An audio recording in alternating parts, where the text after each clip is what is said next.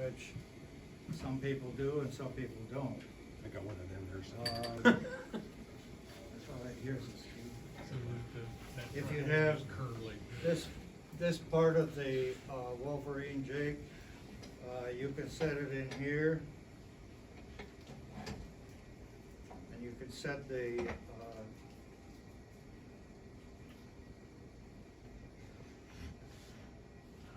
It's the same thing I just set did. this up to the angle you want and just go back and forth. Now, Dan wouldn't like that very much, and I'm not sure I do either anymore, because both of us would like to have a little bit of a rounded edge on the skew.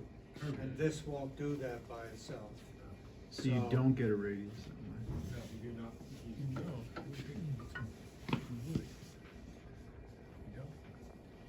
I don't.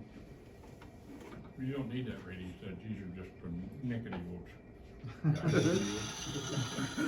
Finessers. Well, any other questions? We said we were gonna try to fix some tools. Yeah. I got one. And, so let's see if we can fix some Alright. tools. Tim, you wanna give us yours to start with?